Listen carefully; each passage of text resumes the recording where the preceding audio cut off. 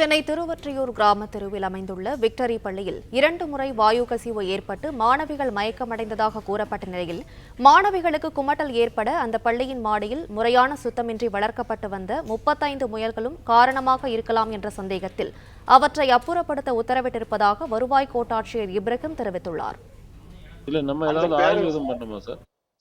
இன்னைக்கு ஆய்வு பண்ணிட்டேன். பொல்யூஷன் கண்ட்ரோல் போர்டு ஒரு வாரமா அங்க இருந்து பாத்துட்டு இருக்காங்க. எதுவும் அந்த மாதிரி வாயு கசிவு சமனம் எதுவும் இல்ல சார்.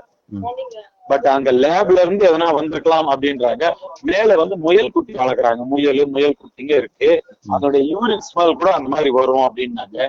நான் என்ன சொல்லியிருக்கேன், ஃபர்ஸ்ட் ஆஃப் ஆல் இந்த முயல்களை எல்லாத்தையும் வெளியே எடுங்க, இங்க கிளாஸ் ரூம் பக்கத்துல வைக்காதீங்க, மாடியில. அது கூட மாடியில ஒரு ரூம்ல வச்சிருக்காங்க.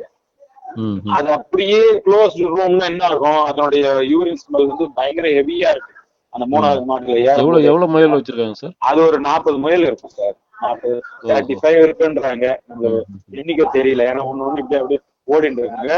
பள்ளிக்கூடத்திலே வளர்க்குறாங்க, பள்ளிக்கூட மாடியிலே வளர்க்குறாங்க. அதுல ஃபர்ஸ்ட் நான் என்ன பண்ணேன், அதை ரிமூவ் பண்ண சொல்லிட்டேன்.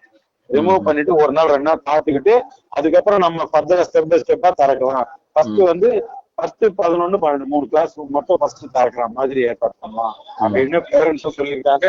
நம்ம சேர்மன் இருக்காங்களா, Zone 1 சேர்மன், அவங்களும் மீட்டிங் கலந்துட்டாங்க. அவங்களும் அதே சொல்றாங்க. இருந்த போதிலும் நாளைக்கு கன்சல்ட் பண்ணிட்டு சொல்றேன் சார் தெளிவான முறையில். இப்போ முயலோட யூரினுக்கு தொண்டல எரிச்சல் வருமா அப்படின்ட்டு அது இருக்கலாம், மேபி, நம்மளுக்கு தெரியல. அந்த யூரின் ஸ்மெல் அந்த மாதிரி இருக்கு சார். வருது அதுல வருது. நான் அந்த மாடி ஏறும்போது 3rd ஃப்ளோர்ல ஏறும்போது ஹெவியா ஸ்மெல் அடிக்குது. அதனுடைய காத்து எஃபெக்ட் கூட உங்களுக்கு விண்டு மாறி வர டைரக்ஷன்ல ரூம் உள்ள மேபி வந்திருக்கலாம். இதுல ஏற்பட்டது எல்லாமே பெண் குழந்தைகள் தான். ஆம்பளை பசங்களுக்கு எதுவும் பாதிப்பு ஏற்படல அப்படின்ற மாதிரி ஸ்கூல்ல சொன்னாங்க. அதனால இப்ப நம்ம நாளைக்கு பார்த்துட்டு சொல்றேன் சார். Okay okay okay. அந்த பொண்ணுங்க என்ன சொல்றாங்க சார், அந்த பாதிப்புக்குள்ளான? அதுதான் நாளைக்கு அழைச்சிட்டு வர சொல்லியிருக்கேன்.